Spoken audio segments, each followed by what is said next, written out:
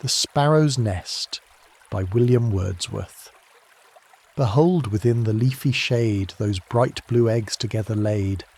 On me the chance-discovered sight gleamed like a vision of delight.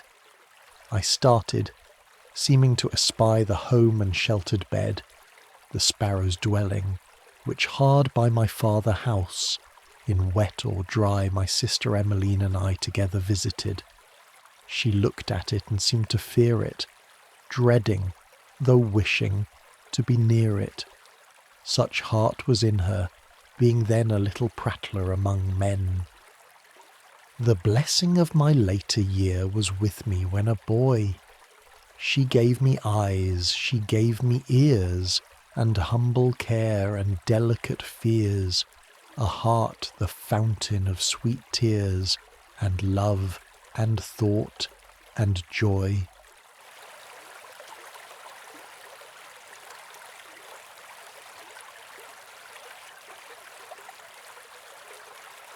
Ode to Duty by William Wordsworth.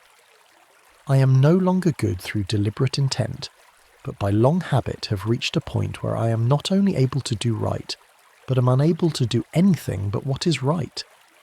Seneca, Letters 120:10.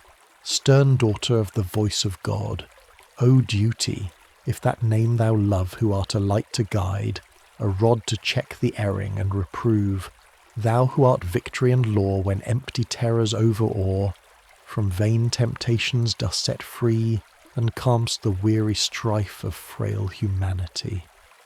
There are who ask not if they nigh beyond them, who in love and truth, where no misgiving is, rely upon the genial sense of youth. Glad hearts, without reproach or blot, who do thy work and know it not. Oh, if through confidence misplaced they fail, thy saving arms, dread power, around them cast. Serene will be our days and bright, and happy will our nature be, when love is an unerring light, and joy its own security, and they a blissful course may hold, even now, who, not unwisely bold, live in the spirit of this creed, yet seek thy firm support according to their need. I, loving freedom and untried, no sport of every random gust, yet being to myself a guide, too blindly have reposed my trust. And oft, when in my heart was heard thy timely mandate, I deferred the task in smoother walks to stray. But thee I now would serve more strictly, if I may, through no disturbance of my soul, or strong compunction in me wrought, I supplicate for thy control, but in the quietness of thought, me this unchartered freedom tires. I feel the weight of chance desires. My hopes no more must change their name. I long for a repose that ever is the same. Stern lawgiver, yet thou dost wear the Godhead's most benignant grace, nor know we anything so fair as is the smile upon thy face. Flowers laugh before thee on their beds, and fragrance in thy footing treads. Thou dost preserve the stars from wrong, and the most ancient heavens through thee are fresh and strong. To humbler functions awful power, I call thee, I myself commend unto thy guidance from this hour. O let my weakness have an end. Give unto me, made lowly wise, the spirit of self-sacrifice, the confidence of reason give, and in the light of truth thy bondman let me live.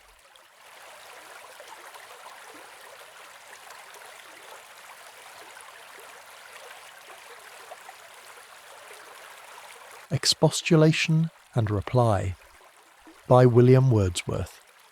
Why, William, on that old grey stone, thus for the length of half a day, why, William, sit you thus alone, and dream your time away?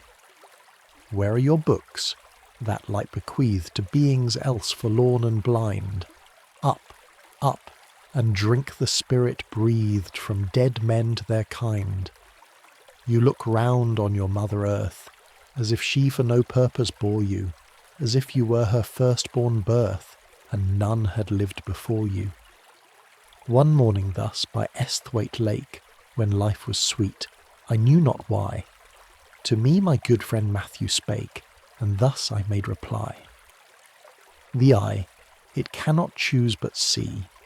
We cannot bid the ear be still, our bodies feel, where they be, against or with our will, nor less, I deem that there are powers which of themselves our minds impress, that we can feed this mind of ours in a wise passiveness. Think you, mid all this mighty sum of things forever speaking, that nothing of itself will come but we must still be seeking? Yet ask not wherefore, here, alone, conversing as I may, I sit upon this old grey stone and dream my time away.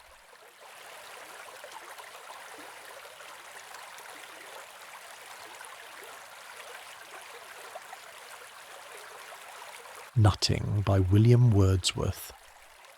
It seems a day, I speak of one from many singled out, one of those heavenly days that cannot die, when, in the eagerness of boyish hope, I left our cottage threshold, sallying forth with a huge wallet o'er my shoulders slung, a nutting crook in hand, and turned my steps toward some far distant wood, a figure quaint, tricked out in proud disguise of cast-off weeds, which for that service had been husbanded by exhortation of my frugal dame, motley accoutrement, of power to smile at thorns and brakes and brambles, and in truth more ragged than need was, were pathless rocks, through beds of matted fern and tangled thickets. Forcing my way, I came to one dear nook unvisited, where not a broken bough drooped with its withered leaves, ungracious sign of devastation. But the hazels rose from roots with mosses clothed, and stems so sleek, so beautiful, that from the woods aloof they spread their branching arms to filial sleep, and trembled in the wind, where nourishment clung round them still untouched, unshaken then, a virgin scene. A little while I stood, breathing with such suppression of the heart as joy delights in, and with wise restraint of voluptuous, fearless of arrival, eyed the banquet. Or beneath the trees I sate among the flowers, and with the flowers I played. A temper known to those who, after long and weary expectation, have been blessed with sudden happiness beyond all hope. Perhaps it was a bower beneath whose leaves the violets of 5 seasons reappear and fade, unseen by any human eye, where fairy water breaks do murmur on forever, and I saw the sparkling foam, and, with my cheek on one of those green stones that, fleeced with moss under the shady trees, lay round me, scattered like a flock of sheep.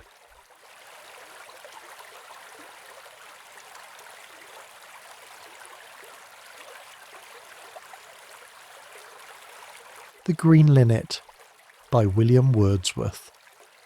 Beneath these fruit tree boughs that shed their snow-white blossoms on my head, with brightest sunshine round me spread of spring's unclouded weather, in this sequestered nook how sweet to sit upon my orchard seat, and birds and flowers once more to greet, my last year's friends together. One have I marked, the happiest guest in all this covert of the blest. Hail to thee, far above the rest in joy of voice and pinion, thou, linnet, in thy green array, presiding spirit here today, dost lead the revels of the May, and this is thy dominion, while birds and butterflies and flowers make all one band of paramours, thou ranging up and down the bowers, art sole in thy employment, a life, a presence like the air, scattering thy gladness without care, too blessed with any one to pair, thyself thy own enjoyment, amid yon tuft of hazel trees that twinkle to the gusty breeze, Behold him perched in ecstasies, yet seeming still to hover, there, where the flutter of his wings upon his back and body flings shadows and sunny glimmerings that cover him all over. My dazzled sight he oft deceives, a brother of the dancing leaves, then flits, and from the cottage eaves pours forth his song in gushes, as if by that exulting strain he mocked and treated with disdain the voiceless form he chose to feign while fluttering in the bushes.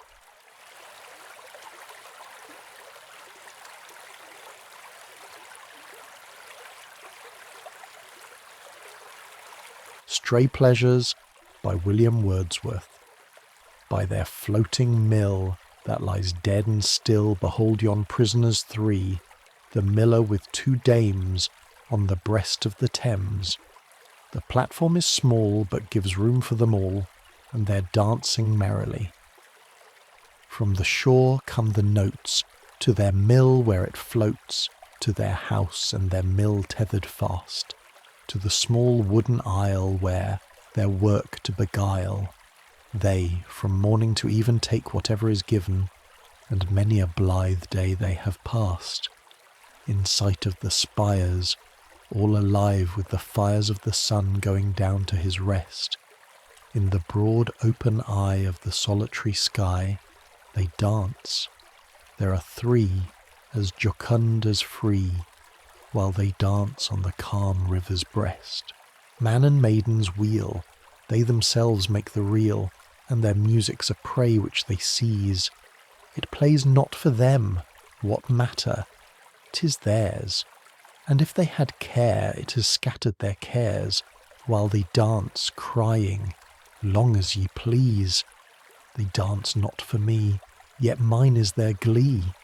Thus pleasure is spread through the earth in stray gifts to be claimed by whoever shall find. Thus a rich loving kindness, redundantly kind, moves all nature to gladness and mirth. The showers of the spring rouse the birds and they sing. If the wind do but stir for his proper delight, each leaf, that and this, his neighbour will kiss. Each wave, one unto other, speeds after his brother. They are happy, for that is their right.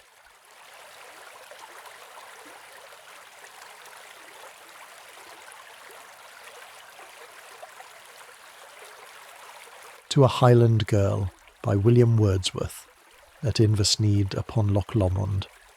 Sweet Highland Girl, a very shower of beauty is thy earthly dower.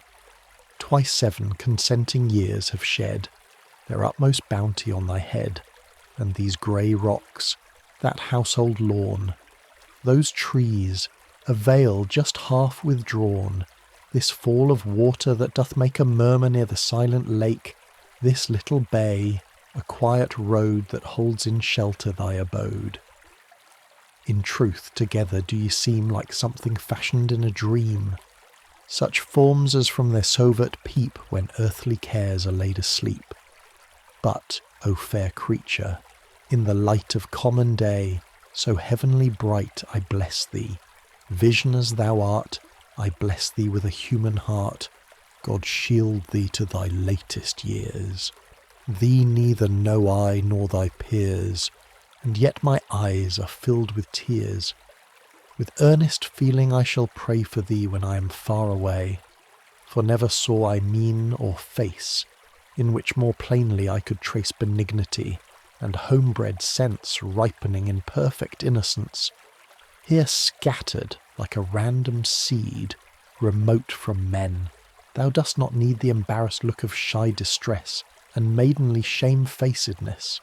Thou wear'st upon thy forehead clear the freedom of a mountaineer, a face with gladness overspread, soft smiles by human kindness bred, and seemliness complete that sways thy courtesies, about thee plays, with no restraint, but such as springs from quick and eager visitings of thoughts that lie beyond the reach of thy few words of English speech, a bondage sweetly brooked, a strife that gives thy gestures grace and life, So have I, not unmoved in mind, seen birds of tempest-loving kind, thus beating up against the wind. What hand but would a garland cull for thee who art so beautiful? O happy pleasure! Here to dwell beside thee in some heathy dell, adopt your homely ways and dress, a shepherd, thou a shepherdess. But I could frame a wish for thee more like a grave reality. Thou art to me but as a wave of the wild sea, and I would have some claim upon thee if I could, though but of common neighbourhood. What joy to hear thee and to see! Thy elder brother I would be, thy father, anything to thee. Now thanks to heaven, that of its grace hath led me to this lonely place. Joy have I had, and going hence I bear away my recompense. In spots like these it is we prize our memory, feel that she hath eyes. Then why should I be loth to stir? I feel this place was made for her, to give new pleasure like the past, continued long as life shall last. Nor am I loth, though pleased at heart, sweet Highland Girl, from thee to part. For I methinks, till I grow old, as fair before me shall behold, as I do now, the cabin small, the lake, the bay, the waterfall, and thee, the spirit of them all.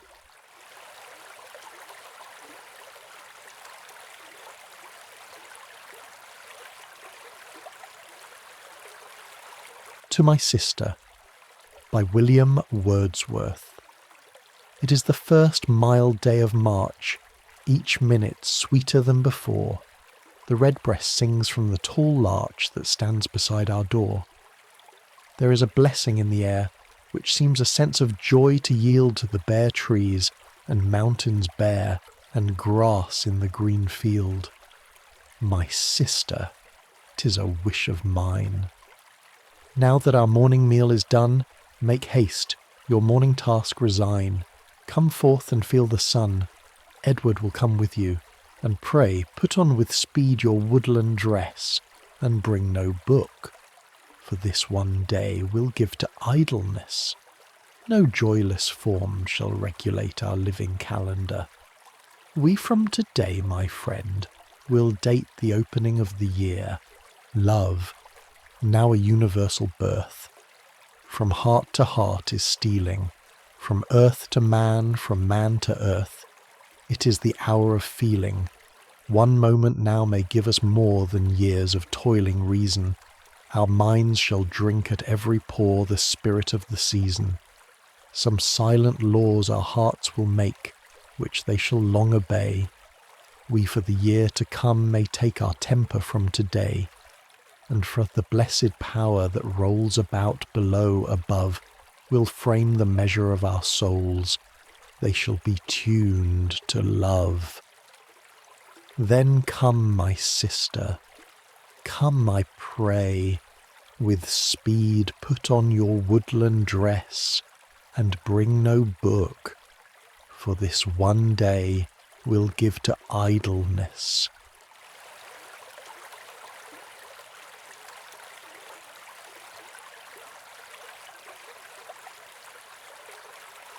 Character of the Happy Warrior by William Wordsworth. Who is the happy warrior? Who is he that every man in arms should wish to be? It is the generous spirit who, when brought among the tasks of real life, hath wrought upon the plan that pleased his boyish thought, whose high endeavours are an inward light that makes the path before him always bright, who, with a natural instinct to discern what knowledge can perform, is diligent to learn, abides by this resolve, and stops not there, but makes his moral being his prime care, who, doomed to go in company with pain and fear and bloodshed, miserable train, turns his necessity to glorious gain. In face of these doth exercise a power which is our human nature's highest dower, controls them and subdues, transmutes, bereaves, of their bad influence and their good receives, by objects which might force the soul to abate her feeling, rendered more compassionate, is placable because occasions rise so often that demand such sacrifice, more skilful in self-knowledge, even more pure, as tempted more able to endure, as more exposed to suffering and distress.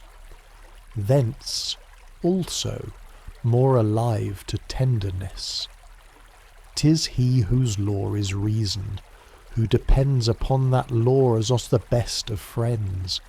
Whence, in a state where men are tempted still to evil for a guard against worse ill, and what in quality or act is best doth seldom on a right foundation rest, he labours good on good to fix, and owes to virtue every triumph that he knows. Who, if he rise to station of command, rises by open means, and there will stand on honourable terms, or else retire, and in himself possess his own desire, who comprehends his trust, and to the same keeps faithful with a singleness of aim, and therefore does not stoop nor lie in wait for wealth or honours or for worldly state, whom they must follow, on whose head must fall like showers of manna if they come at all, whose powers shed round him in the common strife, or mild concerns of ordinary life, a constant influence, a peculiar grace, but who, if he be called upon to face some awful moment to which heaven has joined great issues, good or bad for humankind, is happy as a lover, and attired with sudden brightness like a man inspired,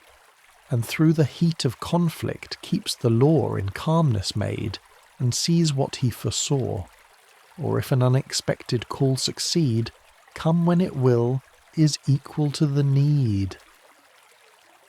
He who, though thus endued as with a sense and faculty for storm and turbulence, is yet a soul whose master bias leans to home-felt pleasures and to gentle scenes, sweet images, which wheresoe'er he be are at his heart, and such fidelity it is his darling passion to approve, more brave for this that he hath much to love. 'Tis, finally, the man who, lifted high, conspicuous object in a nation's eye, or left unthought of in obscurity, who, with a toward or untoward lot, prosperous or adverse, to his wish or not, plays, in the many games of life, that one where what he most doth value must be won, whom neither shape or danger can dismay, nor thought of tender happiness betray, who, not content that former worth stand fast, looks forward, persevering to the last, from well to better, daily self-surpassed, who, whether praise of him must walk the earth forever, and to noble deeds give birth, or he must fall to sleep without his fame, and leave a dead unprofitable name, finds comfort in himself and in his cause, and while the mortal mist is gathering, draws his breath in confidence of heaven's applause. This is the happy warrior, this is he that every man in arms should wish to be.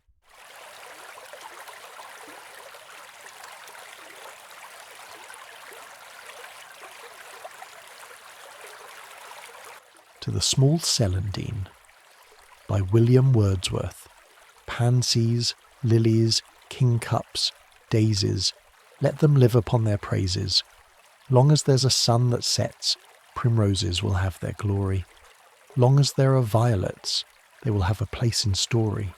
There's a flower that shall be mine, 'tis the little celandine. Eyes of some men travel far for the finding of a star. Up and down the heavens they go, men that keep a mighty rout. I'm as great as they, I trow. Since the day I found thee out, little flower, I'll make a stir like a sage astronomer. Modest, yet withal an elf bold, and lavish of thyself.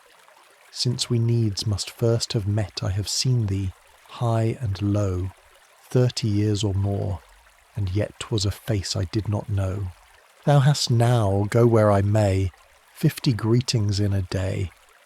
Ere a leaf is on a bush, in the time before the thrush has a thought about her nest, thou wilt come with half a call, spreading out thy glossy breast like a careless prodigal, telling tales about the sun, when we've little warmth or none. Poets, vain men in their mood, travel with the multitude, never heed them.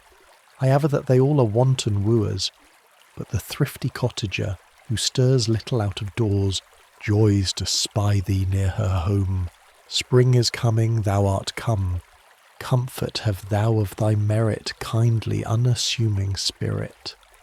Careless of thy neighbourhood, thou dost show thy pleasant face on the moor and in the wood, in the lane. There's not a place, howsoever mean it be, but 'tis good enough for thee. Ill befall the yellow flowers, children of the flaring hours, buttercups that will be seen, whether we will see or no. Others too of lofty mien, they have done as worldlings do, taken praise that should be thine, little humble Celandine, prophet of delight and mirth, ill requited upon earth, herald of a mighty band, of a joyous train ensuing, serving at my heart's command, tasks that are no tasks renewing. I will sing, as doth behove, hymns in praise of what I love.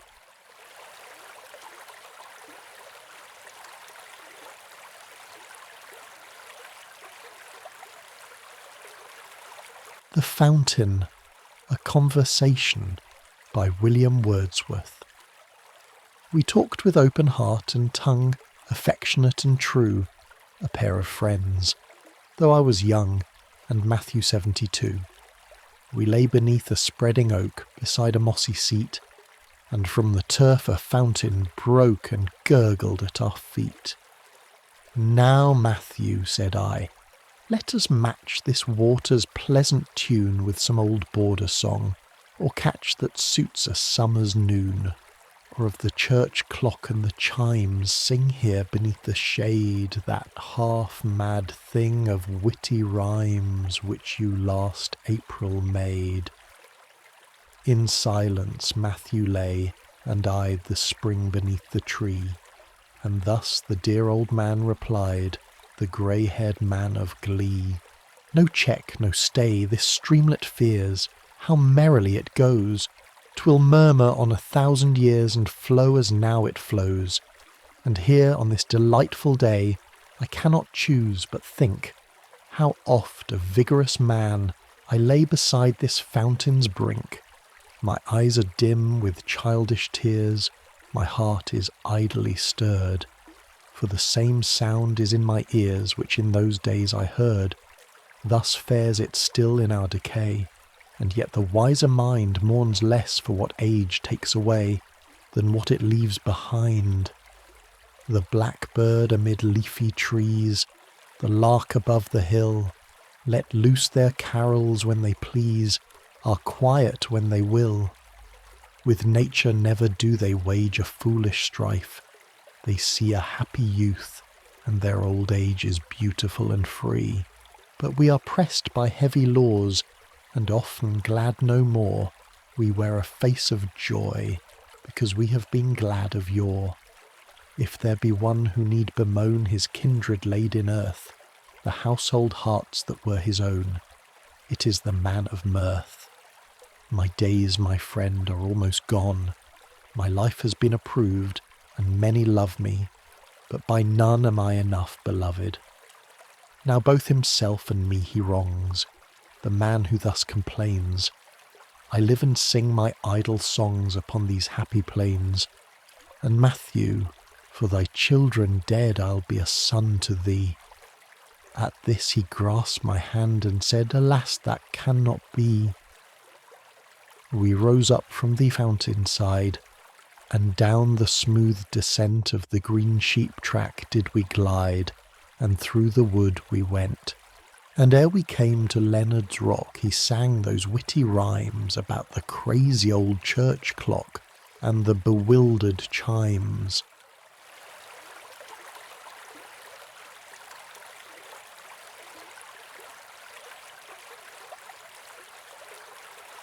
I wandered lonely as a cloud. By William Wordsworth. I wandered lonely as a cloud that floats on high o'er vales and hills, when all at once I saw a crowd, a host of golden daffodils, beside the lake, beneath the trees, fluttering and dancing in the breeze, continuous as the stars that shine and twinkle on the Milky Way. They stretched in never-ending line along the margin of a bay. 10,000 saw I at a glance, tossing their heads in sprightly dance. The waves beside them danced, but they outdid the sparkling waves in glee. A poet could not but be gay in such a jocund company. I gazed and gazed, but little thought what wealth the show to me had brought. For oft, when on my couch I lie in vacant or in pensive mood, they flash upon that inward eye which is the bliss of solitude, and then my heart with pleasure fills and dances with the daffodils.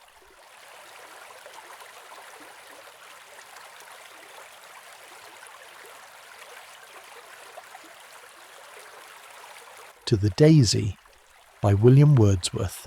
In youth from rock to rock I went, from hill to hill, in discontent of pleasure high and turbulent, most pleased when most uneasy.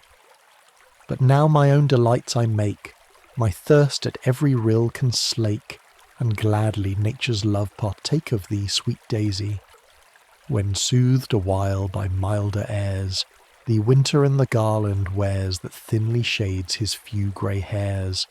Spring cannot shun thee, whole summer fields are thine by right, and autumn, melancholy white, doth in thy crimson head delight when rains are on thee. In shoals and bands, a morris train, thou greet'st the traveller in the lane.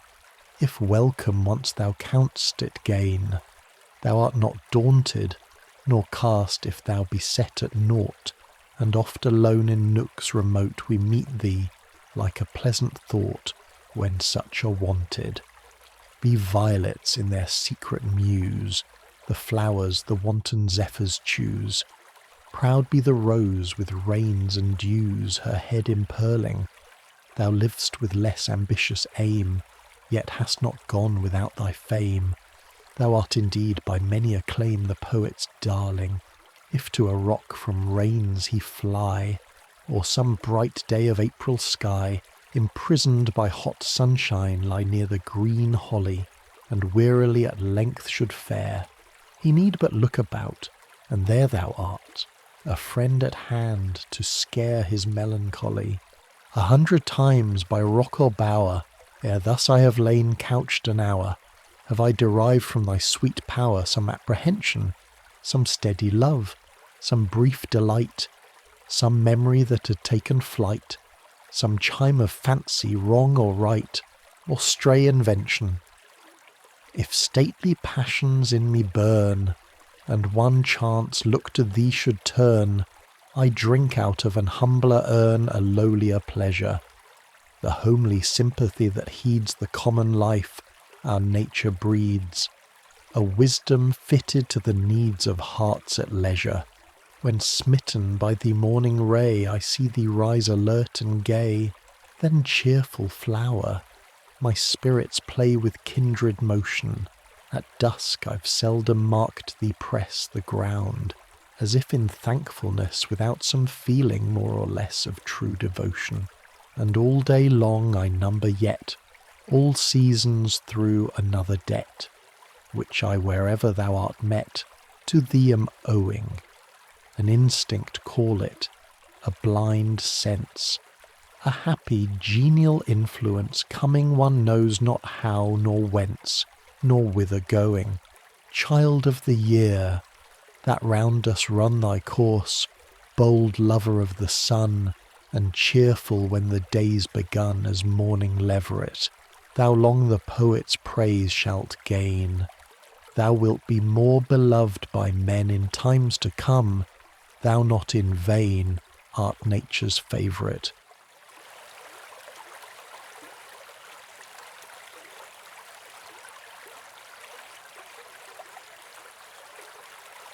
An Evening Walk by William Wordsworth. Addressed to a young lady.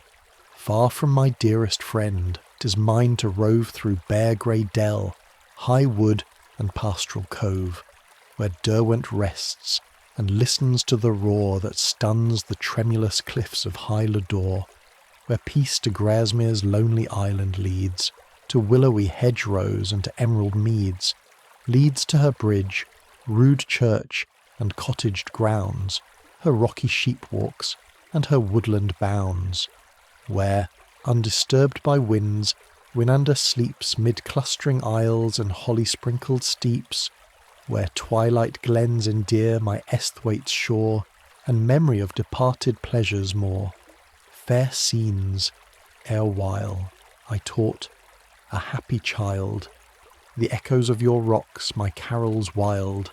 The spirit sought not then in cherished sadness a cloudy substitute for failing gladness.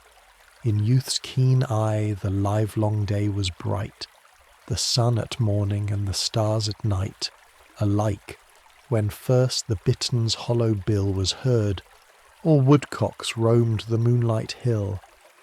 In thoughtless gaiety I coursed the plain, and hope itself was all I knew of pain.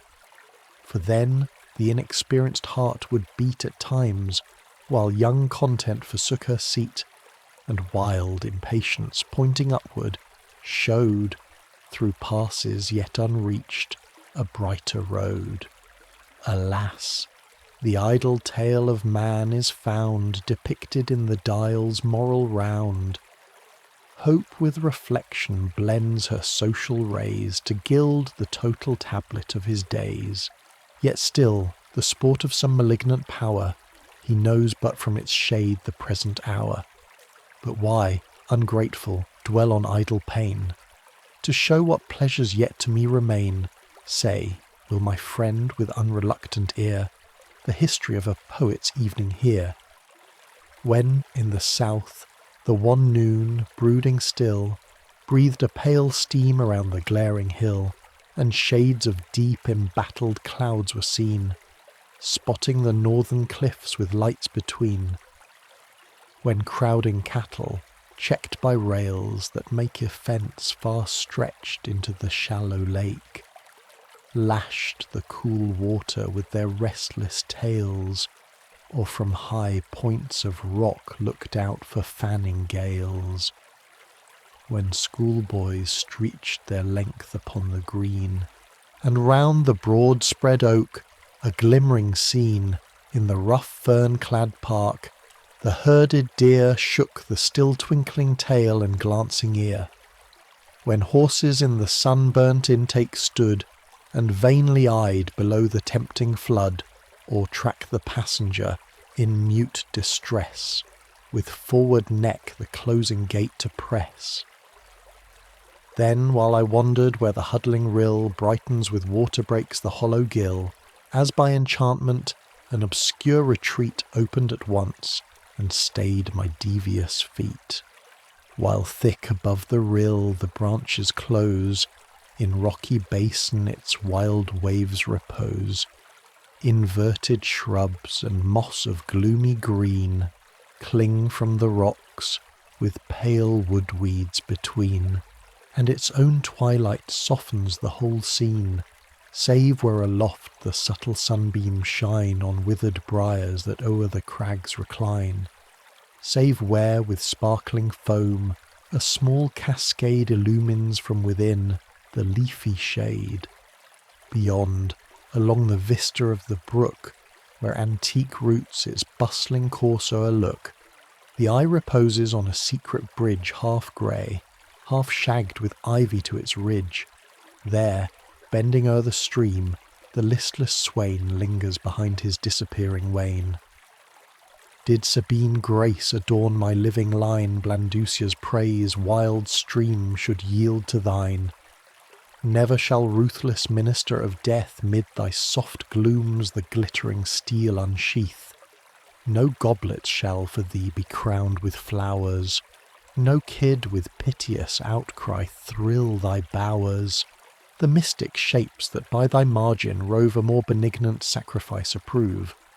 A mind that, in a calm angelic mood of happy wisdom, meditating good, beholds, of all from her high powers required, much done and much designed and more desired.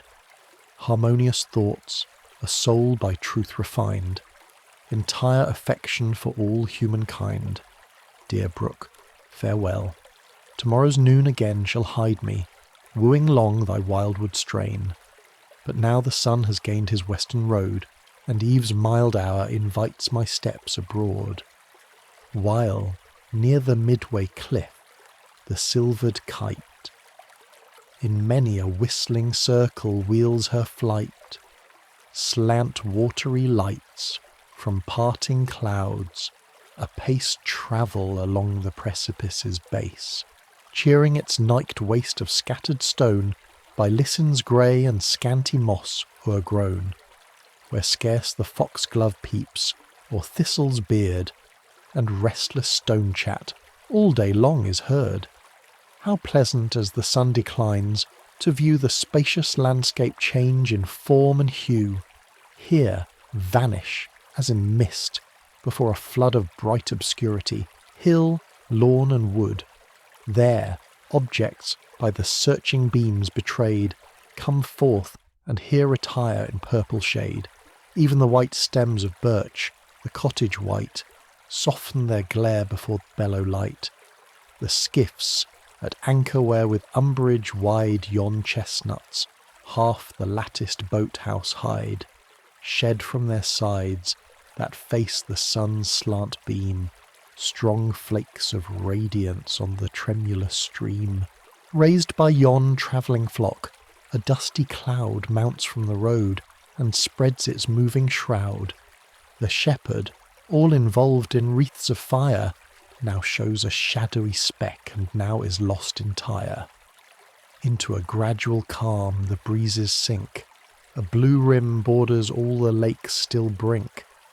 There doth the twinkling aspen's foliage sleep, and insects clothe like dust the glassy deep.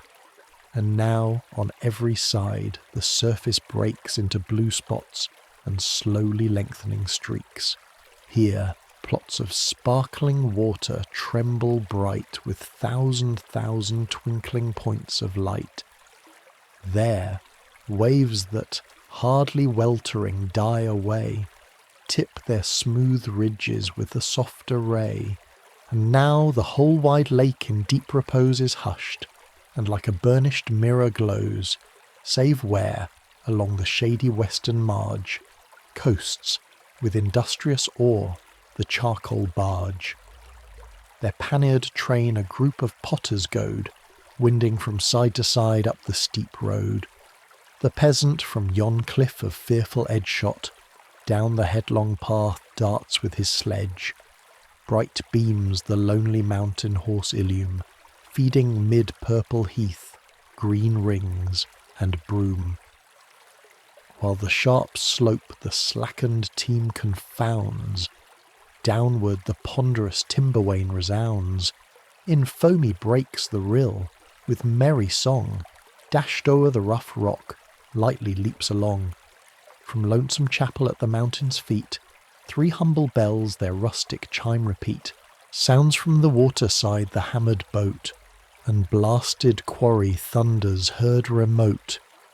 Even here amid the sweep of endless woods, blue pomp of lakes, high cliffs and falling floods, not undelightful are the simplest charms found by the grassy door of mountain farms. Sweetly ferocious, round his native walks, Pride of his sister wives, the monarch stalks, spur-clad his nervous feet, and firm his tread. A crest of purple tops the warrior's head. Bright sparks his black and rolling eyeball hurls. Afar his tail he closes and unfurls. On tiptoe reared, he strains his clarion throat, threatened by faintly answering farms remote. Again with his shrill voice the mountain rings, while, flapped with conscious pride, resound his wings. Where, mixed with graceful birch, the sombrous pine and yew tree o'er the silver rocks recline, I love to mark the quarry's moving trains, dwarf panniard steeds, and men, and numerous wains. How busy all the enormous hive within, while echo dallies with its various din. Some, hear you not their chisels' clinking sound, toil, small as pygmies in the gulf profound. Some, dim between the lofty cliffs descried, o'erwalk the slender plank from side to side. These, by the pale blue rocks that ceaseless ring, in airy baskets hanging, work and sing.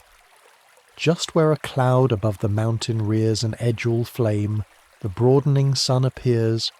A long blue bar its aegis orb divides, and breaks the spreading of its golden tides. And now that orb has touched the purple steep, whose softened image penetrates the deep. Across the calm lake's blue shades the cliffs aspire, with towers and woods, a prospect all on fire, while coves and secret hollows, through a ray of fainter gold, a purple gleam betray. Each slip of lawn the broken rocks between shines in the light with more than earthly green. Deep yellow beams the scattered stems illume, far in the level forest's central gloom. Waving his hat, the shepherd from the vale directs his winding dog the cliffs to scale. The dog, loud barking, mid the glittering rocks, hunts where his master points the intercepted flocks. Where oaks o'erhang the road the radiance shoots on tawny earth, wild weeds and twisted roots. The druid stones a brightened ring unfold, and all the babbling brooks are liquid gold. Sunk to a curve, the day-star lessens still, gives one bright glance, and drops behind the hill. In these secluded vales, if village fame, confirmed by hoary hairs, belief may claim, when up the hills, as now, retired the light, strange apparitions mocked the shepherd's sight. The form appears of one that spurs his steed midway along the hill with desperate speed. Unhurt pursues his lengthened flight, while all attend at every stretch his headlong fall. Anon appears a brave, a gorgeous show of horsemen shadows moving to and fro. At intervals imperial banners stream, and now the van reflects the solar beam. The rear through iron brown betrays a sullen gleam. While silent stands the admiring crowd below, silent the visionary warriors go, winding in ordered pomp their upward way, till the last banner of the long array has disappeared, and every trace is fled of splendour, save the beacon's spiry head tipped with eve's latest gleam of burning red. Now, while the solemn evening shadows sail on slowly waving pinions down the vale. And fronting the bright west, yon oak entwines its darkening boughs and leaves in stronger lines. 'Tis pleasant near the tranquil lake to stray, where, winding on along some secret bay, the swan uplifts his chest, and backward flings his neck, a varying arch between his towering wings. The eye that marks the gliding creature sees how graceful pride can be, and how majestic ease, while tender cares and mild domestic loves with furtive watch pursue her as she moves. The female with a meeker charm succeeds, and her brown little ones around her leads, nibbling the water lilies as they pass, or playing wanton with the floating grass. She, in a mother's care, her beauty's pride forgetting, calls the wearied to her side. Alternately they mount her back and rest. Close by her mantling wings embraces pressed. Long may they float upon this flood serene. Theirs be these holms untrodden, still and green, where leafy shades fence off the blustering gale, and breathes in peace the lily of the vale. Yon isle, which feels not even the milkmaid's feet, yet hears her song, by distance made more sweet. Yon isle conceals their home, their hut-like bower. Green water rushes overspread the floor. Long grass and willows form the woven wall, and swings above the roof the poplar tall. Thence issuing often with unwieldy stalk, they crush with broad black feet their flowery walk. Or from the neighbouring water hear at morn the hound, the horse's tread, and mellow horn, involve their serpent necks in changeful rings, rolled wantonly between their slippery wings, or, starting up with noise and rude delight, force half upon the wave their cumbrous flight. Fair swan, by all a mother's joys caressed, haply some wretch has eyed and called thee blessed. When with her infants from some shady seat by the lake's edge she rose to face the noontide heat, or taught their limbs along the dusty road a few short steps to totter with their load. I see her now, denied to lay her head on cold blue nights in hut or straw-built shed, turn to a silent smile their sleepy cry, by pointing to the gliding moon on high, when low-hung clouds each star of summer hide, and fireless are the valleys far and wide, where the brook brawls along the public road, dark with bat-haunted ashes stretching broad. Oft has she taught them on her lap to lay the shining glowworm, or, in heedless play, toss it from hand to hand, disquieted, while others, not unseen, are free to shed green unmolested light upon their mossy bed. Oh, when the sleety showers her path assail, and like a torrent roars the headstrong gale, no more her breath can thaw their fingers cold, their frozen arms her neck no more can fold. Weak roof, a cowering form to babes to shield, and faint the fire a dying heart can yield. Press the sad kiss, fond mother. Vainly fears thy flooded cheek to wet them with its tears. No tears can chill them, and no bosom warms thy breast their deathbed, coffined in thine arms. Sweet are the sounds that mingle from afar, heard by calm lakes, as peeps the folding star, where the duck dabbles mid the rustling sedge, and feeding pike starts from the water's edge, or the swan stirs the reeds, his neck and bill wetting, that drip upon the water still, and heron, as resounds the trodden shore, shoots upward, darting his long neck before. Now with religious awe the farewell light blends with the solemn colouring of night, mid groves of clouds that crest the mountain's brow, and round the west's proud lodge their shadows throw. Like Una shining on her gloomy way, the half-seen form of twilight roams astray, shedding, through paly loopholes mild and small, gleams that upon the lake's still bosom fall. Soft o'er the surface creep those lustres pale, tracking the motions of the fitful gale. With restless interchange at once the bright winds on the shade upon the light.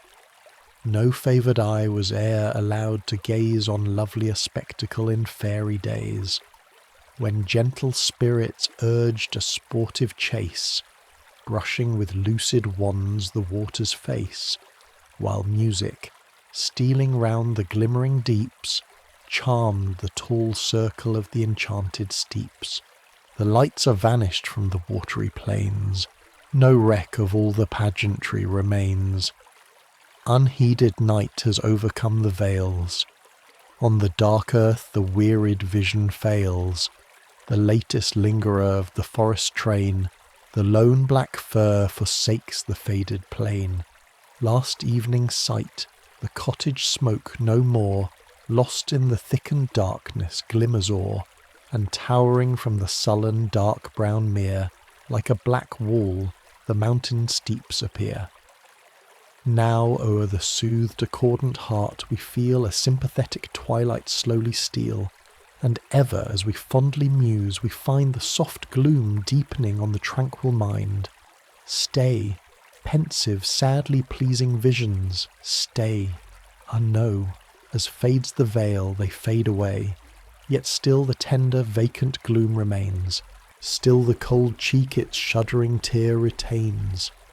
The bird who ceased with fading light to thread silent the hedge or steamy rivulet's bed, from his grey reappearing tower shall soon salute with gladsome note the rising moon, while with a hoary light she frosts the ground and pours a deeper blue to ether's bound, pleased as she moves her pomp of clouds to fold in robes of azure, fleecy white and gold. Above yon eastern hill, where darkness broods o'er all its vanished dells and lawns and woods, where but a mass of shade the sight can trace, even now she shews, half-veiled, her lovely face. Across the gloomy valley flings her light, far to the western slopes with hamlets white, and gives, where woods the checkered upland strew, to the green corn of summer, autumn's hue. Thus hope, first pouring from her blessed horn, her dawn, far lovelier than the moon's own morn, till higher mounted strives in vain to cheer the weary hills, impervious, blackening near. Yet does she still, undaunted, throw the while on darling spots remote her tempting smile. Even now she decks for me a distant scene, for dark and broad the gulf of time between, gilding that cottage with her fondest ray. Sole born, sole wish, sole object of my way, how fair its lawns and sheltering woods appear, how sweet its streamlet murmurs in mine ear, where we, my friend, to happy days shall rise, till our small share of hardly paining sighs, for sighs will ever trouble human breath, creep hushed into the tranquil breast of death. But now the clear bright moon her zenith gains, and rimy without speck extend the plains. The deepest cleft the mountain's front displays, scarce hides a shadow from her searching rays. From the dark blue faint silvery threads divide the hills, while gleams below the azure tide. Time softly treads. Throughout the landscape breathes a peace enlivened, not disturbed by wreaths of charcoal smoke that o'er the fallen wood steal down the hill and spread along the flood. The song of mountain streams, unheard by day, now hardly heard, gills my homeward way.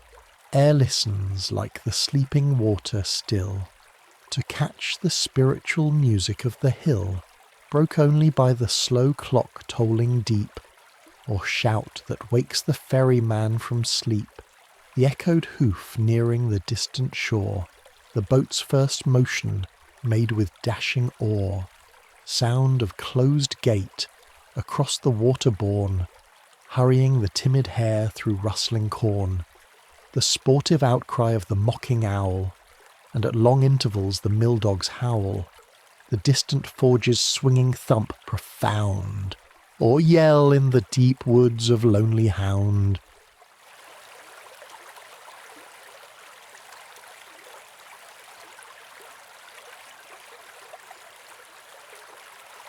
Written in March by William Wordsworth. The cock is crowing, the stream is flowing, the small birds twitter, the lake doth glitter. The The green field sleeps in the sun. The oldest and youngest are at work with the strongest. The cattle are grazing, their heads never raising. There are 40 feeding like one. Like an army defeated, the snow hath retreated, and now doth fare ill on the top of the bare hill. The ploughboy is whooping anon, anon. There's joy in the mountains, there's life in the fountains. Small clouds are sailing, blue sky prevailing. The rain is over and gone.